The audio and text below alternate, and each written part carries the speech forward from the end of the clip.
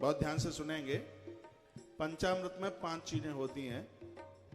दूध होता है, दही होता है, घृत होता है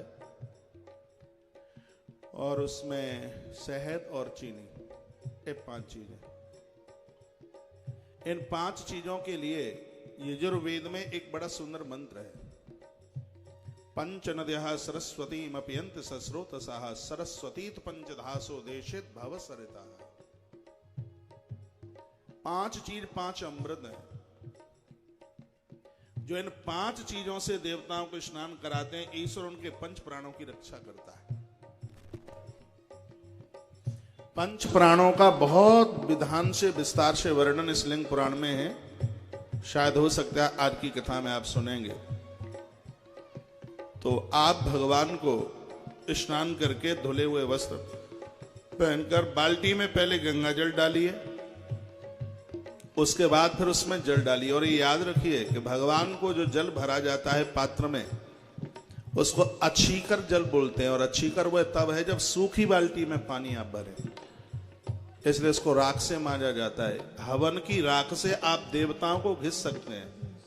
हवन की राख से, यज्ञ की राख से आप देवताओं के बर्तन साफ कर सकते हैं। यज्ञ की राख से आप अपने थाली कटोरे नहीं साफ कर लेना। यज्ञ की राख आप भगवान के कार्य में लीजिए, हवन की राख ईश्वर के काम में लीजिए और उसको सूखा बर्तन साफ करें। सूखा बिल्कुल, जब उसमें आप जल भरें तो बाल्टी बिल्कुल सूखी हो, तो उसमें गंगा जल डालिए, फिर उसमें जल डालिए, थोड़ा सा उसमें कपूर हल्का सा घोल के। ये मैं वेद के बाहर बात नहीं करूंगा आपको। ये ऐसी पूजाएं तत्काल अपना प्रभाव दिखाती हैं। ये बाल्टी आप रखकर आप ऊन का आसन लीजिए, कंबल बिछा लीजिए। और इस समय वैसे भी सर्दी का समय है, अच्छा ही लगेगा। कुसा का आसन भी बड़ा पवित्र है, लेकिन ऊन का आसन है वो सूतक और पातक में भी अपवित्र नहीं होता। गर्म आसन की इतनी बड़ी विशेषता है। यति के लिए बागंबर और मृग चर्म के आसन का वर्णन किया गया है। गृहस्थी लोग उसका उपयोग न करें, नहीं तो अपराध भी हो जाएगा। किसी की चमड़े पर बैठ करके साधना तपस्या वह कर सकता है जिसने अपना सब कुछ दुनियादारी जिसने छोड़ रखी है। इन सब चीजों का वर्णन इसी ग्रंथ में है और मैं इसी ग्रंथ के ही माध्यम से आपको निवेदन कर रहा हूं। तो सबसे पहले आचमन करें। और ब्रह्मवैवर्त पुराण में आचमन की महिमा का वर्णन किया है। अपवित्रः पवित्रो वा, यह श्लोक ब्रह्मवैवर्त पुराण का है। अपवित्रः पवित्रो वा सर्वावस्थांगतोपि वा यह स्मृत पुंडरीकाक्ष सा वाव्यामतर शुचि। आचमन करके जैसे ही आप अपने इष्ट का ध्यान करते हैं पूजा में, अंदर और बाहर के पाप उसी समय समाप्त हो जाते हैं। जब तक पाप समाप्त नहीं होंगे आप जप नहीं कर सकते, नींद आ जाएगी। और भजन में नींद अपराधों से आती है, ऐसा ग्रंथ में लिखा है। हाँ, अपराधों के बिना, कथा में नींद अपराधों से आती है। फिर कहा जब अपराधी है तो कथा में आ कैसे गए? कहा वो कोई पुण्य है, वो पुण्य लेके आ जाता है। नहीं तो कथा में नींद आती है, मंदिर में नींद आती है, वो वासियां आती है और ये आलस्य आता है, ये प्रमाद आता है। ये सब एक अपराध का कारण है, इसलिए उसके लिए हम आचमन करके बैठते हैं। तो ये ब्रह्मवैवर्त पुराण कह रहा है यह स्मृत पुंडरीकाक्ष।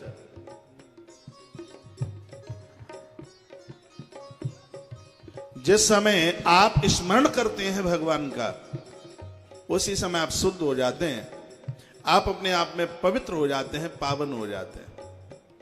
इतना करने के तत्पश्चात आप थोड़ा सा पानी जमीन पर डालें आसन के सामने, और इतना करने के तत्पश्चात फिर आप दिया जलाइए। दीपक कर्म साक्षी देव है और बिना दिया जलाए आपकी साधना की कोई गारंटी नहीं लेता। इसको कर्म साक्षी देव कहा गया। उसके तत्पश्चात आपसे आता है तो ये कुछ आप बोल लें। क्या है? श्रीमन महागणाधिपतये नमः। 5-4 नाम ये मैं बोल रहा हूं और ये आपके काम आएंगे। ये पूरी लिंग पुराण की कथा आपने 22 तारीख तक सुन ली तो आधे से ज्यादा पंडित भी बन जाओगे आप। श्रीमन महागणाधिपतये नमः, लक्ष्मी नारायणाभ्याम नमः, उमा महेश्वराभ्याम नमः, सची पुरंद्राभ्याम नमः, इष्ट देवताभ्यो नमः, कुल देवताभ्यो नमः, मात्र पितृ चरण कमलेभ्यो नमः, गौ ब्राह्मणेभ्यो नमः और सर्वेभ्यो तीर्थेभ्यो नमः। ये बोल लीजिए। मंत्र तो और भी बहुत हैं, लेकिन वो आप सब नहीं बोल पाएंगे, लेकिन एक आप जरूर बोल सकते हैं। इस एक श्लोक को बोलकर पूजा को आप शुरू करें और फिर एक श्लोक और बोलूंगा जिसको बोलकर आप पूजा का समापन करें। अपनी नित्य की जो पूजा है उसमें सबसे पहले जो आप भगवान को नहलाने से पहले हाथ जोड़ करके जो एक आप श्लोक बोल रहे हैं, प्रार्थना कर रहे हैं, वो ये है कि मंगलम भगवान विष्णु, मंगलम गरुड़ध्वजा, मंगलम पुंडरीकाक्षो, मंगलाय तनम हरि। ये प्रेस वाले श्लोक गलत छापते हैं हमेशा, इसको शुद्ध बोलिए। मंगलम भगवान विष्णु, मंगलम गरुड़ोध्वज, गरुड़म ध्वज नहीं है, गलत हो जाएगा, गरुड़ोध्वज, मंगलम पुंडरीकाक्ष, मंगलाय तनम, और ये प्राय तनु लिखते हैं, लेकिन ये मंगलाय तनम हरि। ये जब सागर का मंथन हुआ था तो भगवान महादेव ने ये श्लोक भगवान नारायण के लिए बोला है। इस श्लोक से आप अपनी इस मंत्र से, इस स्तुति से आराधना आरंभ कीजिए। और जब पूजा पूरी होती है, जब आप अपना आसन छोड़ते हैं, उस समय ये बोलिए कर्पूर गौरम करुणावतारम, ये आप बोल ही लेंगे। कर्पूर गौरम करुणावतारम, संसार सारम भुजगेंद्र हारम, सदा वसंतम हृदयारविंदे, भवम भवानी शहीतम नमामि। लेकिन ये तो लास्ट की बात है। लेकिन मंगलम भगवान विष्णु बोल के आपको क्या करना है? पुरुष लोग हैं वह अगन्यास करन्यास कर सकते हैं, प्राणायाम कर सकते हैं। प्राणायाम से पाप जलते हैं। जहां अष्टांग का योग का वर्णन किया है उसमें प्राणायाम पर बड़ा जोर दिया है, हो सकता है आज की कथा में आप सुनेंगे। अगन्यास करन्यास में माताएं हाथ जोड़ लेती हैं। तत्पश्चात देवता को स्नान कराया जाता है। पहले आप जल से स्नान कराइए, और कितना भी आपको जरूरी काम हो, एक बार ये चौपाई कह रही है, लिंग थाप विधिवत कर पूजा। भगवान विधिवत कर पूजा कहते हैं, तो वो विधिवत क्या है महादेव की पूजा, ये आप सुन लीजिए। पहले जल से स्नान कराएं आप, उसके तत्पश्चात दूध चढ़ाएं महादेव पर। और याद रखिए, गर्म दूध भूल से भी किसी देवता के ऊपर ना चढ़ाना, उसके परिणाम विपरीत हैं। गैया का कच्चा दूध चढ़ाइए, उसके बाद में फिर जल डालिए, उसके तत्पश्चात दही। दूध से वंश वृद्धि बढ़ती है, परिवार की वंश वृद्धि नहीं रुकती। देवताओं को दुग्ध से नहलाने का यह प्रभाव है अपने आप में। इसलिए आप कभी गिरिराज जी जाएं तो लोग भगवान गिरिराज की दूध से परिक्रमा करते हैं, कच्चे दूध से। वो मनौती मांगते हैं, हमारे घर एक बच्चे का जन्म हो जाए, और भगवान गिरिराज प्रभु उसकी मनोकामना पूरी करते हैं। लोग फिर ऐसा करते हैं। और ये एक एक पॉइंट, एक एक शब्द लिखने को लायक है। इस कथा में आपकी कमर तो नहीं मटक पाएगी। आप ये कहेंगे खूब नाचना गाना हो जाए, वो संभव नहीं है। लेकिन जीवन जीने की एक थ्योरी है, इसमें एक सिद्धांत है, और वो काम में आएगा। तो दुग्ध से आप स्नान कराएं। आज हमारे पास लाखों लोग हैं देश के, हजारों नहीं है, लाखों की संख्या में हैं। आप हमसे प्रीति इसलिए करते हैं क्योंकि हम अपनी आराधना में दूध से भगवान को नहला करके आपकी वंश वृद्धि की कामना करते हैं, नित्य करते हैं, रोजाना करते हैं। दही से भगवान को नहलाइए। दही आपको आदर दिलाता है, मान दिलाता है, सम्मान दिलाता है। आप पैसे वाले बने रहिए घर के, लेकिन समाज में सम्मान नहीं है, आदर नहीं है, तो आदमी लुटा और पिटासा लगता है। तो ये दही आपको आदर देगा। देखिए, पिछले साल अग्नि पुराण की कथा में हम निवेदन यहां से करके गए थे, और देखिए ये मैं जो बोलता हूं उसको मैं खुद करता हूं। 1 साल पहले से मैंने यज्ञ में दही की आहुति डालना करतार नगर से ही शुरू किया है, क्योंकि उससे पहले मुझे पता नहीं था। पिछले साल अग्नि पुराण में यह लिखा हुआ था, जो हवन में, यज्ञ में दही की आहुति डालेगा, बहुत ध्यान से सुनिए, दुश्मन भी उसके अपने हो जाएंगे। वह रास्ते में जहां भी चलता है वो सुरक्षित होगा, काल के गाल में भी वो सुरक्षित होगा, उसकी आयु बढ़ेगी, उसकी उम्र बढ़ेगी। दही का प्रभाव है।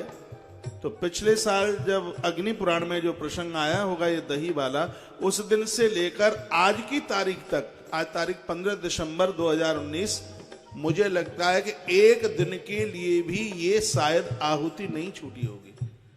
मैं सिर्फ आपको बताता ही नहीं, उसके ऊपर मैं भी चलता हूं, मैं करता हूं वह काम। दही की महिमा है। दही से भगवान को नहलाइए। कभी 8 दिन में, 15 दिन में, महीने में कभी यज्ञ करो घर में, तो उसमें दही की आहुति डालिए आप। स्वास्थ्य के लिए भी दही बड़ा फायदेमंद है। तत्पश्चात नंबर आता है घी का। बशो हो पवित्र मश शतधारम।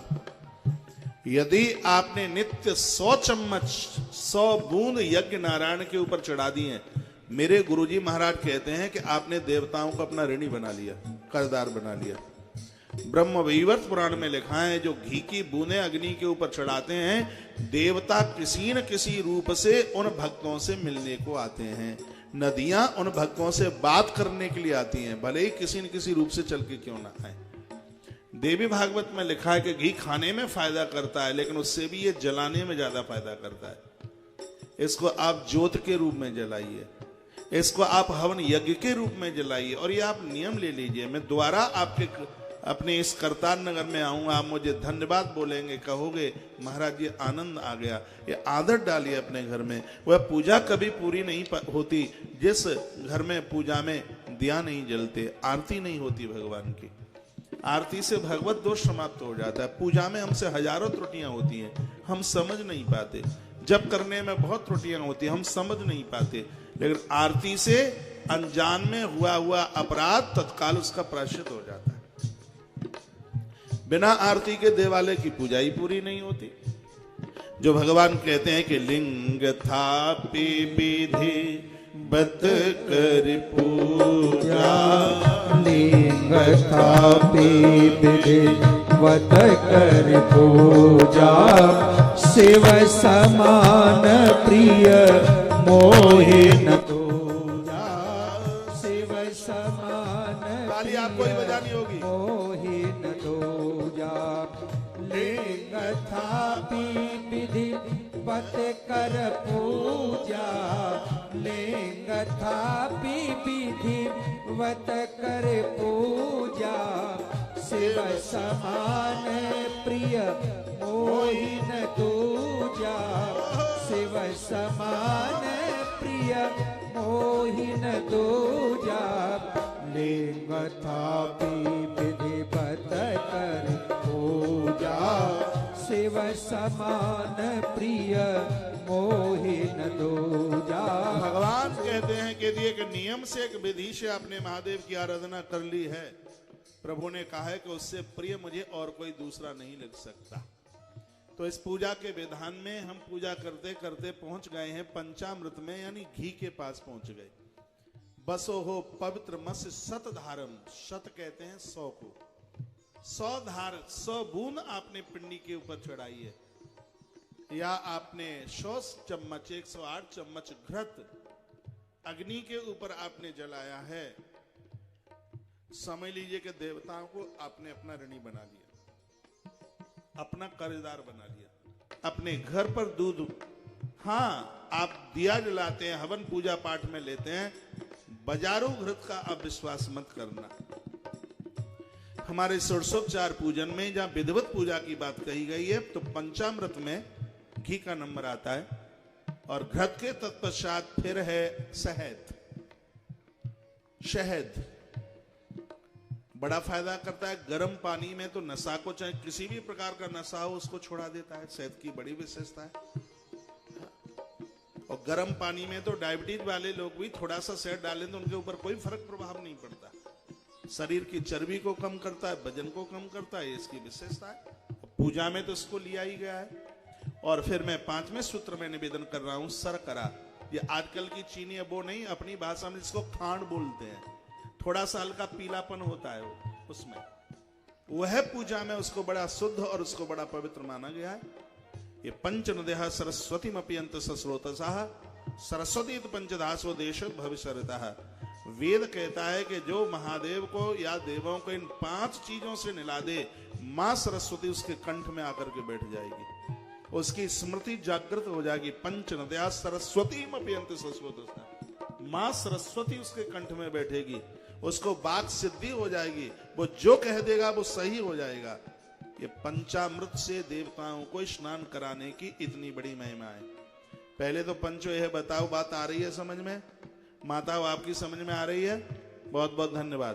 तो मुझे विश्वास है कि आप सब नहीं तो आप में से बहुत सी संख्या में इस कार्य को आप जरूर करेंगे। तो जो भी चीज आपने दूध चढ़ाया है उसके बाद फिर पानी से नहलाना पड़ेगा, दही फिर जल, और रोज आप हमें पूजा में देखते ही हैं। मैं श्री मिश्रा जी के आवास पर रुका हूं, गली नंबर मुझे पता नहीं है। वहां सुबह 6 बजे से आराधना पूजा शुरू हो जाती है। पहले सुंदरकांड का पाठ होता है और उसके तत्पश्चात नित्य अभिषेक होता है। हम कहीं भी रहें, यहाँ रहें वहां रहें, देश से बाहर रहें, 7 समुद्र पार रहें, लेकिन अभिषेक नहीं रुक सकता। अभिषेक की अपने आप में बहुत बड़ी महिमा है। एक बार हम बैठे सोच रहे थे, जब कृष्ण को गोपेश्वर की जरूरत पड़ी, राम को रामेश्वर की जरूरत पड़ी, तो हमें बटेश्वर नाथ की जरूरत क्यों नहीं है? हमें महादेव की जरूरत क्यों नहीं है? हमें भगवान की जरूरत क्यों नहीं? हमारी एक आईडी चल रही है, उससे आप जरूर जुड़िए, बाबा बटेश्वर नाथ। ये तुलसीवन आश्रम से है आईडी फेसबुक पर, उसको सर्च करके, और उसमें हम बड़ी सुंदर सुंदर पोस्ट डालते हैं। ये मंदिर कितना काल का पुराना है, अनादिकाल, बिना प्रमाण बिना श्लोक के तो कोई बात नहीं होती। शिव महापुराण की कोटि रुद्र संहिता में बाबा बटेश्वर नाथ की महिमा का वर्णन है। तो उसकी पोस्ट आप फेसबुक पर जाकर उसको सर्च कीजिए, बाबा बटेश्वर नाथ, और यह आईडी तुलसीवन आश्रम से चलती है। हो सकता है उसमें हमारी फोटो भी लगी होगी, और इसमें आपको बहुत अच्छी अच्छी पोस्ट, अच्छी अच्छी बातें भगवान महादेव के बारे में सुनने और समझने को मिलेंगी। बगल में थोड़ा देखिए, कोई सो तो नहीं रहे, देख लो एक बार, जयकारा लगाइए एक बार। लिंग थापे विधि बत कर पूजा, लिंग थापे विधि बत कर पूजा, शिव समान प्रिय मोहि न दूजा, शिव समान प्रिय मोहि न दूजा। लिंग थापी विधि वत कर पूजा, लिंग थापी विधि वत कर पूजा, शिव समान प्रिय मोहि न दूजा, शिव समान प्रिय मोहि न दूजा। लिंग थापी विधि वत कर पूजा, शिव समान प्रिय मोहि न दूजा, शिव समान प्रिय मोहि न दूजा। और सुनिए, इतना सा करने के बाद बढ़िया वस्त्र से पोंछ करके फिर उसमें कलावा बांधिए। कलावे से उम्र बढ़ती है, आयु बढ़ती है, पूरे जगत को इस बात का पता है। कलावे के तत्पश्चात रोली लगाइए। पता नहीं कौन बोल के चला गया कि माताओं को रोली नहीं लगानी चाहिए। मैंने बड़े ग्रंथों को पढ़ा, पता नहीं कहां से ये उन्हें ये सूचना मिली है। गंधद्वाराम दुरादर्शाम, भैया गंध देवताओं को लगाने से माता या देवी सर्वभूतेषु गंध रूपेण संस्थिता, मातृ रूपेण संस्थिता, मां भगवती जगदम्बा का अद्भुत दिव्य ग्रंथ है मार्कंडेय पुराण, जिसमें विधिवत इस पूजा के प्रकरण का जो वर्णन किया है उसमें स्पष्ट लिखा है, मां शक्ति देवताओं को गंध चढ़ाती है, उसके मांग के सिंदूर की उम्र बढ़ती है, आयु बढ़ती है। देहि सौभाग्यम आरोग्यम, देहि में परमं सुखम, रूपम देहि, जयम देहि, यशो देहि, दशो देहि। उस मार्कंडेय पुराण में लिखा है कि जिस नारी का पति उससे दूर है, किसी के कब्जे में है, वह देवियां एक जल में गंध रोली घोलकर भगवान महादेव का अभिषेक करती हैं। जिनका बेटा उनसे बहुत दूर चला गया है, बेटा उनकी बात नहीं मानता, किसी मां के पास बेटा आता नहीं है। अपनी संतान को संभालने के लिए मात शक्ति जल में रोली घोलकर भगवान महादेव के ऊपर अभिषेक करती है। गंध की बहुत बड़ी महिमा है। उसके तत्पश्चात रोली लगाने के बाद फिर चंदन लगाइए। चंदन के लिए बड़ा एक श्लोक आता है, चंदन महत् पुण्यम सर्व पाप प्रणाशनम। जो अनजाने में अपराध हुए हैं, जिनकी पता ही नहीं लगे, अनजान में चलते फिरते कीड़े मकोड़े मर गए हैं, खटमल मर गए, और भी ऐसा कोई अपराध हो गया, देवताओं को चंदन लगाने से उसका प्रायश्चित हो जाता है। एक बार फिर सुन लो दोबारा से। अनजान में हुआ अपराध, चलते फिरते कीड़े मकोड़े मर गए और हमें उसकी जानकारी भी नहीं होती, ऐसे अनजान में होने वाले अपराध के लिए आप देवताओं को चंदन लगाइए और अपने भाल के ऊपर आप चंदन लगाइए। क्या सुंदर श्लोक है, चंदनम महत् पुण्यम सर्व पाप प्रणाशनम आपदा मपहर्तारम। चंदन लगाने से आपदा आपत्ति कारण होता है। लक्ष्मी तिष्ठति सर्वदा, मां भगवती लक्ष्मी माता यानी उनके घर में समृद्धि बरकरार रहती है। ये चंदन की महिमा है। आप सबके घर में चंदन हो, देवों को चंदन लगाइए। ये विधिवत पूजा में है ये चंदन। अष्ट चंदन मिल जाए। गोपी चंदन की बड़ी महिमा है हमारे श्री ब्रज मंडल में। चंदन हो गया, अब इसके बाद में आप लगाइए अक्षत। अक्षत का अर्थ नक्षति अक्षत, चावल।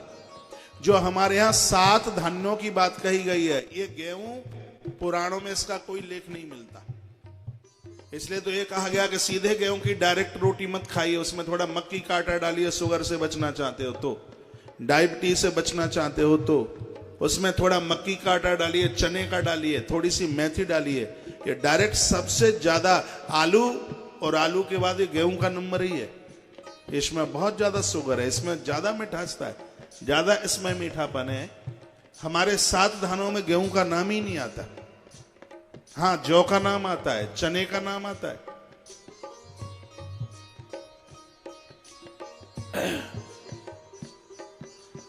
अक्षत नक्षति अक्षत। अक्षत की बहुत बड़ी महिमा है। अक्षत में चावल में घी मिलाकर, थोड़ा बूरा मिलाकर आप आहुति डाल दें, परिवार की उम्र बढ़ेगी, आयु बढ़ेगी। चावल पूजा में इतना ध्यान रखा जाए, टूटा चावल ना हो। यह नहीं है कि भगवान को 20 रुपया किलो का तुम खाएं 125 रुपया किलो का, घटिया चीज भगवान के लिए। आप तो बहुत अच्छे भगत हैं, नहीं तो 150 रुपया किलो के सेब तो होते हैं बेटे के पापा के लिए, और 10-15 रुपया किलो के सड़े सड़ाए अब किसी काम के नहीं है। करतार नगर में कथा चल रही है, वहां चढ़ा देंगे। वाह भगवान, तेरी बड़ी लीला है, तेरी बड़ी कृपा है। हमारे पास एक आध बोरी कटे नोटों की पड़ी है। अब इतनी कथा हुई है तो एक आध बोरी तो कटे नोटों की हो ही गई होगी। एक दिन मैं आश्रम में पूछ रहा था, इस बोरी में क्या है? मुझे बोला इसमें कटे नोट है। मैं उसको देख रहा था और हंस रहा था, मुस्कुरा रहा था। मैं कह रहा था कि प्रभु तेरी क्या लीला है, क्या लीला है तेरी, जो कहीं नहीं चलते तेरे दरबार में तो कटे फगे भी आकर के चल जाते हैं। क्या लीला है तेरी, जय हो प्रभु। अच्छी गड्डियां बच्चों के लिए रख लो, हाँ, और कटे कटाए चढ़ा दो देवताओं पर, टैप लगा करके, टैपिंग करके, जो किसी काम के नहीं वो भगवान को।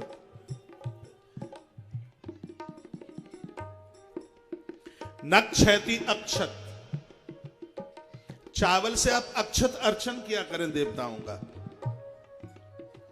हाँ, जिस दिन आप पूजा कर रहे हैं जिस देवता की, मान लिया जाए हनुमान जी की पूजा कर रहे हैं, 108 बार चावल चढ़ाइए। ओम हम हनुमते नमः पूज्यामि, ओम हनुमते नमः पूज्यामि, ओम हम हनुमते नमः पूज्यामि, ओम हम हनुमते नमः पूज्यामि। इसको अक्षत अर्चन कहते हैं।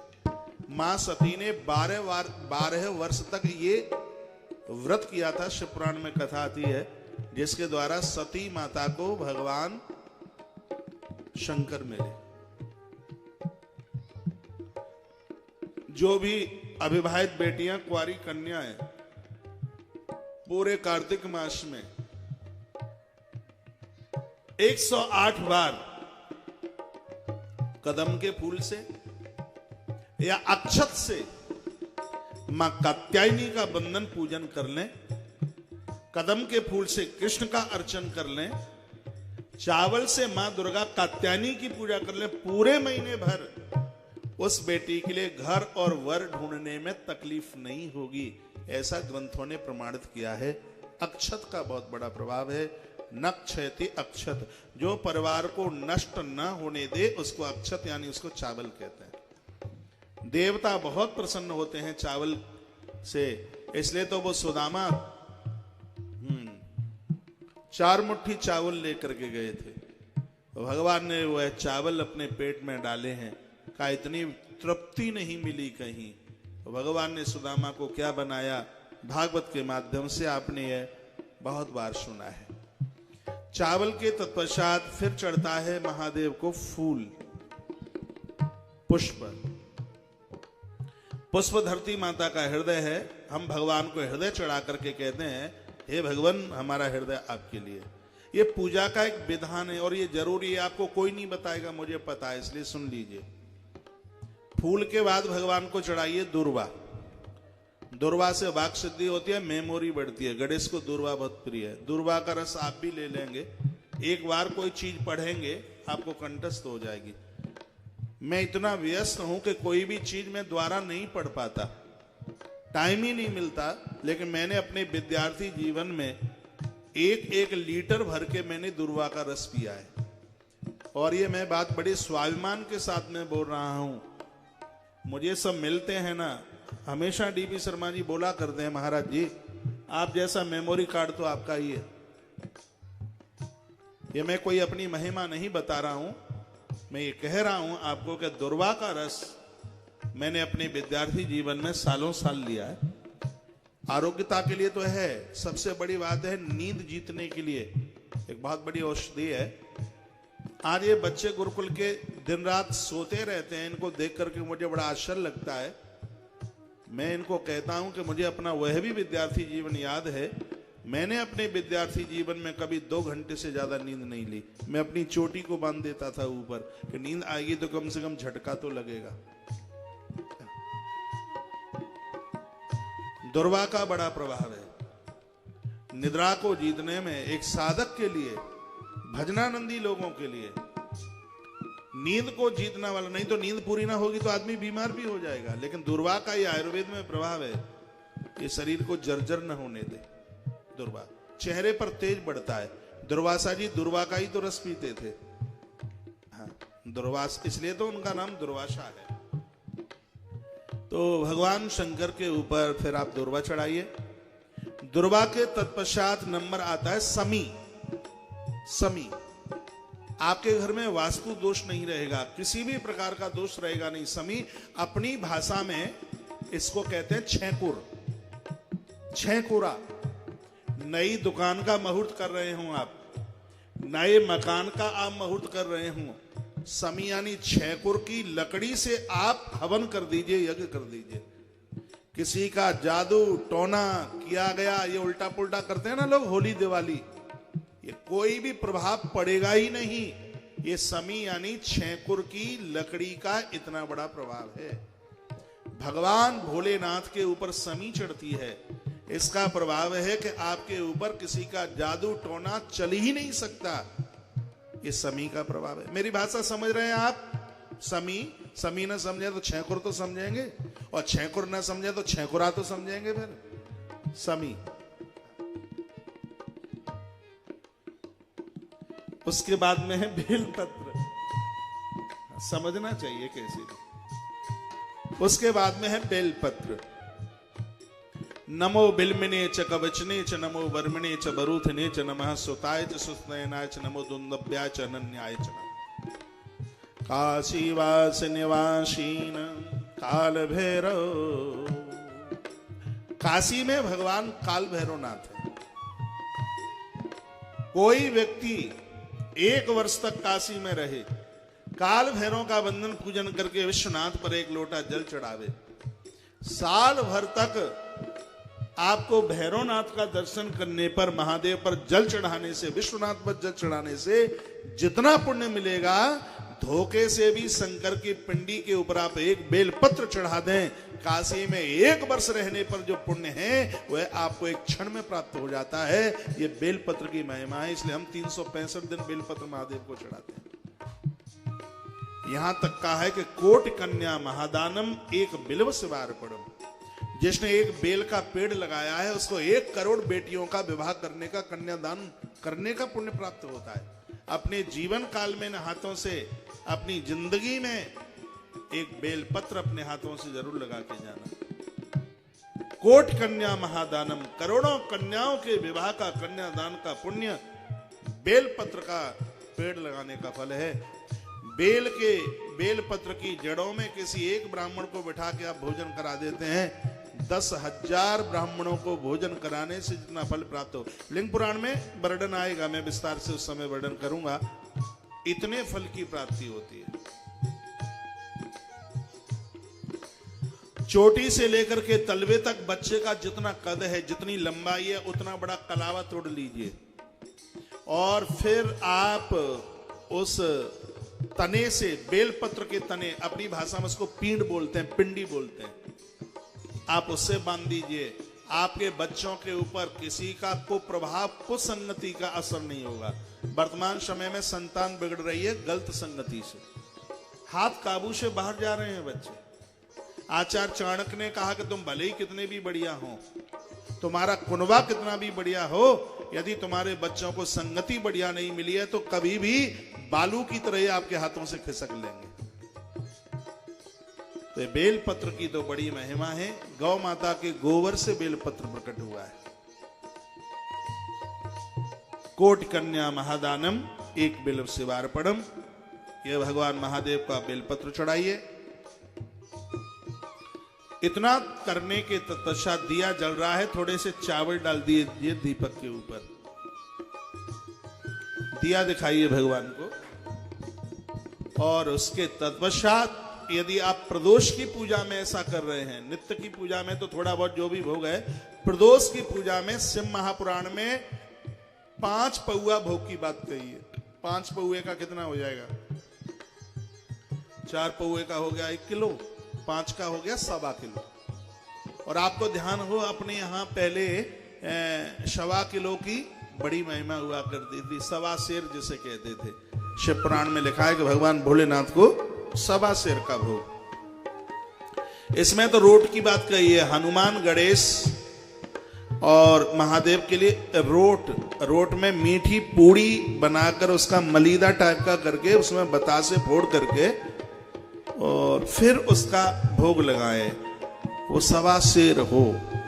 राजस्थान में उसको चूरमा बोलते हैं, और भी जहां भी कहीं जो बोलते हैं वो आप समझ रहे हैं, इसलिए आप गर्दन जरूर हिला रहे हैं।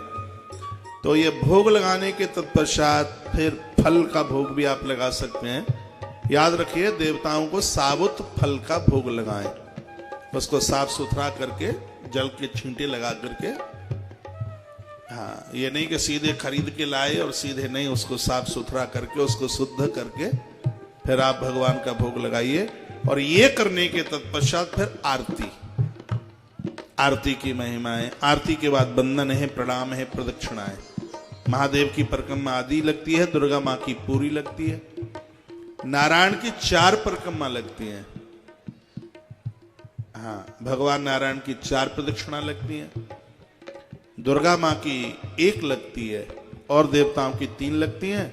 भगवान महादेव की परिक्रमा अंदर मंदिर से कर रहे हो तो जहां पानी गिरता है उसको जल लहरी वहां से वापस हो जाइए, और मंदिर के बाहर से कर रहे हो तो आप पूरी परिक्रमा कर सकते हैं। तो ऐसी इस विधिवत पूजा के लिए भगवान कहते हैं, शिव समान प्रिय मोहि न दूजा।